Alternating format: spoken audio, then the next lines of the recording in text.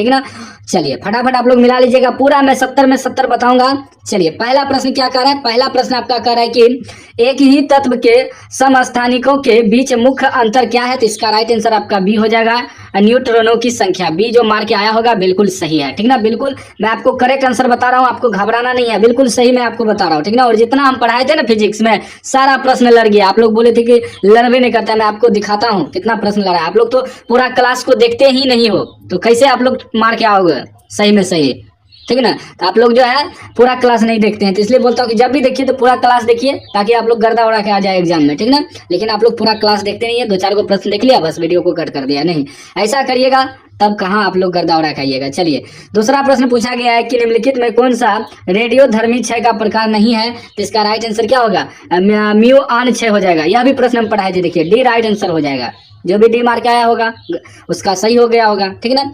उसके बाद देखिए 3 नंबर पूछा गया है कि 500 nm तरंग दैर्ध्य वाले एक फोटॉन की ऊर्जा क्या होगी, तो इसका जो राइट आंसर होगा, यहाँ का उपयोग कर रहे हैं सी की जगह 3 × 10⁻8 बटे मीटर प्रति सेकंड, और एच की जगह कर रहा है 6.626 × 10⁻−34 जूल सेकंड का राय की प्रयोग करने के लिए। तो इसका राइट आंसर 3 का ए निकलेगा, जब हल करिएगा तो 4 × 10⁻−19 जूल, ठीक ना।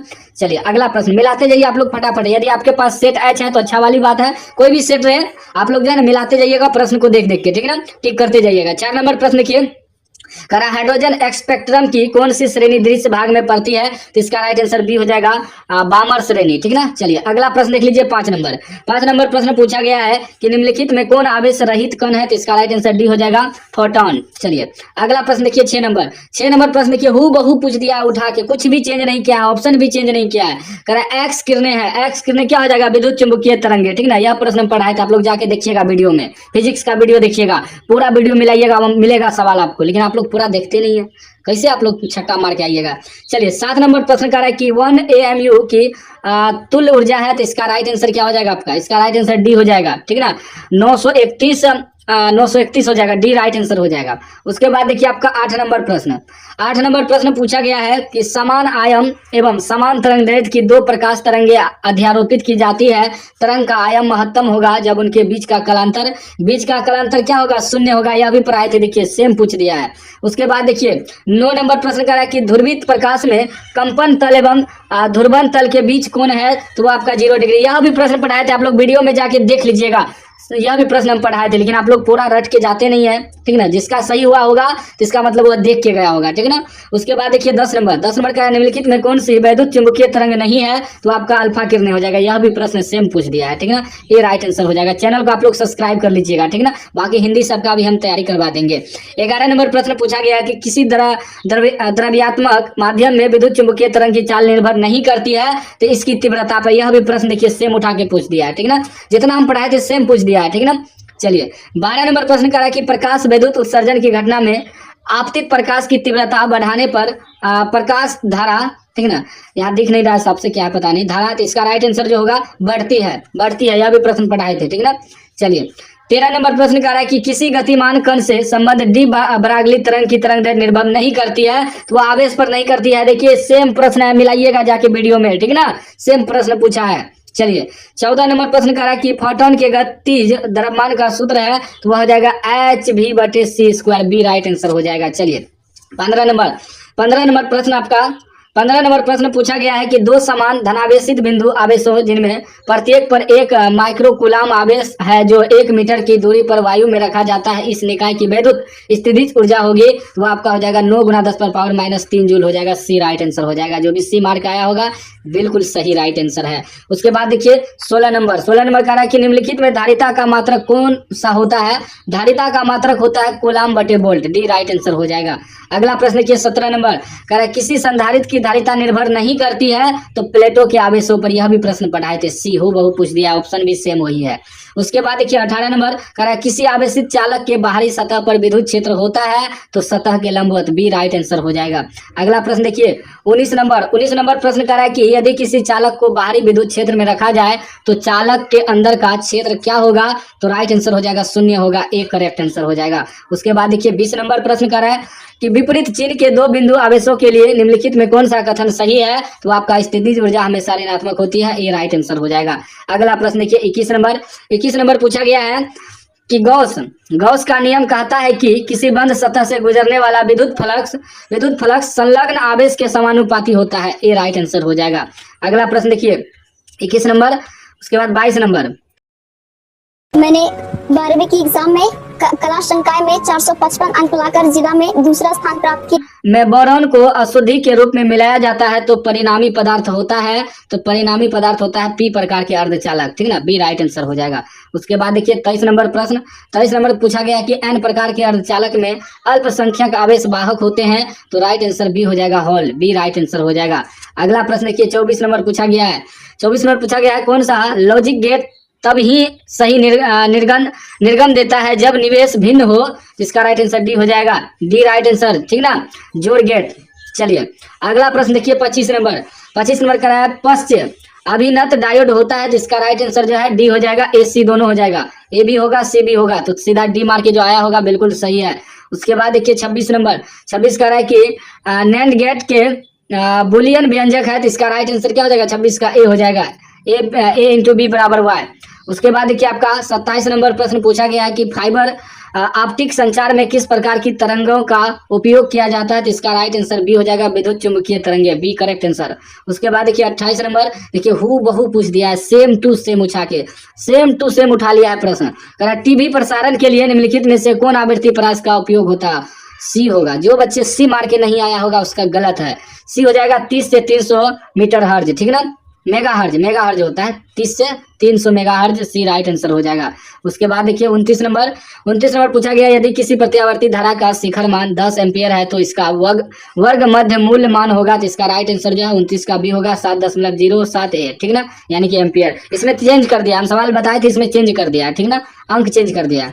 30 नंबर प्रश्न कर रहा है कि शुद्ध विद्युत प्रेरकीय परिपथ में शक्ति गुणांक का मान होता है, तो मान 0 होता है, याद रखिएगा। याद क्या रखिएगा, जो ए मार के आया होगा उसका सही है, ये बंदा देखिए ए मार के आया है, इसका सही है, 0 होता है। उसके बाद देखिए 31 नंबर कि केवल धारिता युक्त प्रत्यावर्ती धारा परिपथ में धारा एवं वोल्टता के बीच कलांतर होता है, तो आपका होता है 90 डिग्री, बी राइट आंसर हो जाएगा। उसके बाद देखिए 32 नंबर प्रश्न पूछा गया है कि अनुनाद की स्थिति में एलसी परिपथ की आवृत्ति होता है, तो इसका ए राइट आंसर हो जाएगा, 1/2 पाई रूट अंडर 1/LC, ये करेक्ट आंसर हो जाएगा 32 का। 33 नंबर प्रश्न कह रहा है कि एक ऊंचाई ट्रांसफार्मर की द्वितीयक कुंडली में धारा का मान प्राथमिक कुंडली की तुलना में होती है तो वह कम होती है, D right answer, B right answer हो जाएगा, बी 33 का। अगला प्रश्न आपका 34 नंबर प्रश्न पूछा गया है कि उत्तल दर्पण से प्रतिबिंब सदैव बनता है, तो सदैव बनता है ध्रुव तथा फोकस के बीच, सी राइट आंसर हो जाएगा। उसके बाद आपका 35 नंबर प्रश्न पूछा गया यदि किसी माध्यम से निर्वात में संपूर्ण आंतरिक परावर्तन के लिए कांतरिक कोण 30 डिग्री हो तो माध्यम में प्रकाश का वेग हो जाएगा, बी राइट आंसर, 1.5 गुना 10⁻8 मीटर प्रति सेकेंड, बी राइट आंसर हो जाएगा। 36 नंबर पूछा गया है कि किलोवाट घंटा मात्रक है, किसका है, ऊर्जा का है, यह भी प्रश्न हम पढ़ाए थे। उसके बाद देखिए आपका 37 नंबर प्रश्न करा निम्न में से कौन सा नियम ऊर्जा संरक्षण के सिद्धांत पर आधारित है, तो लेंज का नियम हो जाएगा, सी राइट आंसर हो जाएगा। उसके बाद देखिए 38 नंबर प्रश्न करा जब किसी एमीटर को संट किया जाता है तो इसकी माप सीमा बढ़ती है, ए राइट आंसर हो जाएगा। उसके बाद देखिए 39 नंबर प्रश्न करा चुंबकशीलता का विमीय सूत्र है, वह हो जाएगा MLT -2 A पर पावर -2, ठीक ना। उसके बाद देखिए 40 नंबर प्रश्न कर रहे हैं कि रूट अंडर में दिया है माइक्रो नॉट बटे एप्सिलॉन नॉट का मात्रक है, तो इसका राइट आंसर बी निकलेगा, ओम। चलिए 41 नंबर पूछा गया कि यदि किसी चल कुंडली गैल्वेनोमीटर में फेरों की संख्या बढ़ा दी जाए तो इसकी सुग्राहिता संवेदनशीलता, तो इसका राइट आंसर क्या हो जाएगा, बढ़ जाती है, ए राइट आंसर हो जाएगा 41 का। 42 नंबर प्रश्न करा कि उदासीन बिंदुओं पर बी बराबर बी एच हो जाएगा, सी राइट आंसर हो जाएगा। उसके बाद देखिए 42 नंबर हो गया। 43 नंबर 42 एक मिनट 42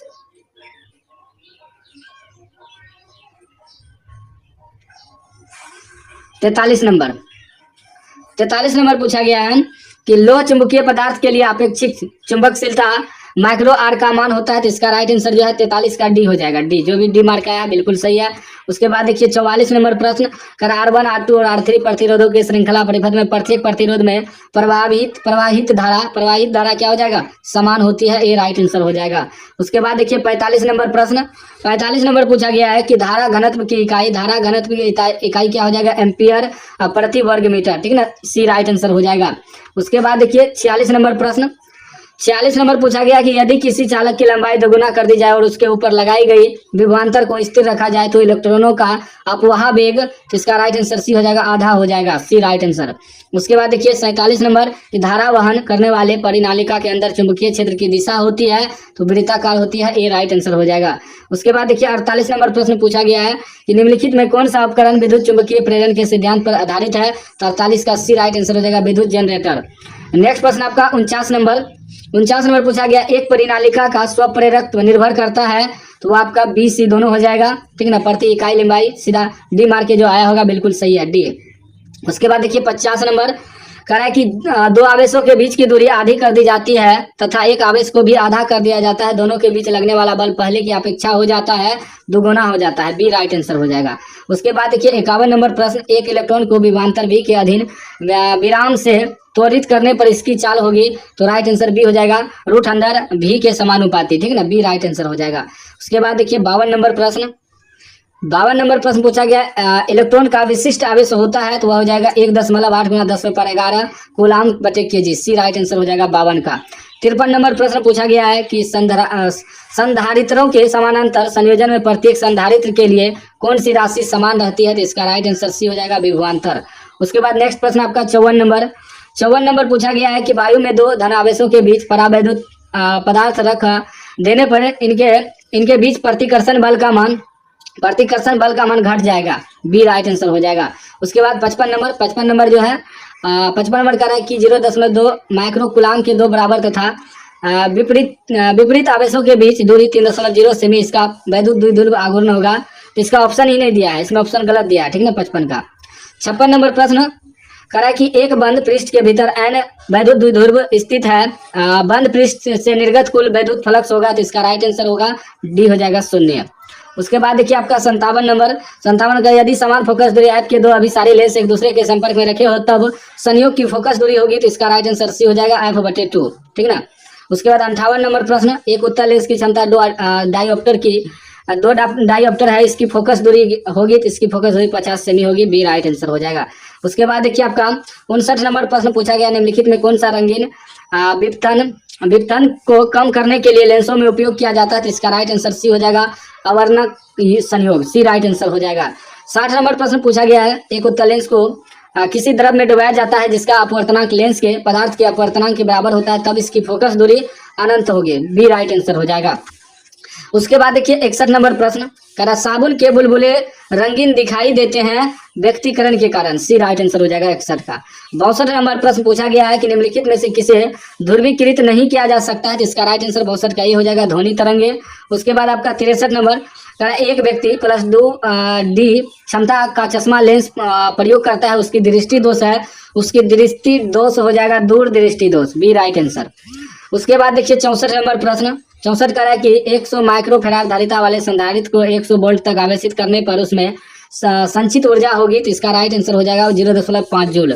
उसके बाद आपका 65 नंबर प्रश्न, निम्नलिखित में किसका मात्रक वोल्ट मीटर इनवर्स है, तो इसका राइट आंसर 65 का सी हो जाएगा, विद्युत क्षेत्र। चलिए अगला प्रश्न देखिए 66 नंबर कह रहा है कि वैद्युत चालन में चालक से मुक्त इलेक्ट्रॉन का अपवाह वेग भी एवं चालक के सिरों के बीच लगे विभवांतर V के बीच संबंध है, तो राइट आंसर ए हो जाएगा, V के अनुक्रमानुपाती, ठीक ना। ए राइट आंसर हो जाएगा 66 का। उसके बाद देखिए 67 नंबर प्रश्न कह रहा है, एक चालक की वोल्टता V तथा धारा I के बीच ग्राफ एक सरल रेखा है जो वह अक्ष जो कि I को प्रदर्शित करता है से थीटा कोण बनाती है, चालक का प्रतिरोध होगा, तो इसका राइट आंसर जो आपका 67 का ए हो जाएगा, tan थीटा। उसके बाद देखिए 68 नंबर कह रहा है कि विद्युत परिपथ की शक्ति होती है, तो वह V²/R हो जाएगा। सी राइट आंसर। उसके बाद आपका 69 नंबर प्रश्न कह रहा है कि ताप बढ़ने के साथ चालक का प्रतिरोध क्या होगा, घटता है। बी राइट आंसर हो जाएगा। उसके बाद देखिए आपका 70 नंबर प्रश्न कह रहा है कि निम्नलिखित में कौन सा प्रतिरोध R को व्यक्त करता है, तो इसका राइट आंसर जो आपका 70 का ए हो जाएगा, ठीक है। ये जो मार्क आया 70 का बिल्कुल सही। तो मैंने आपको 70 में 70 बता दिया, बाकी हिंदी का भी तैयारी करवा देंगे, चैनल को सब्सक्राइब कर लीजिएगा।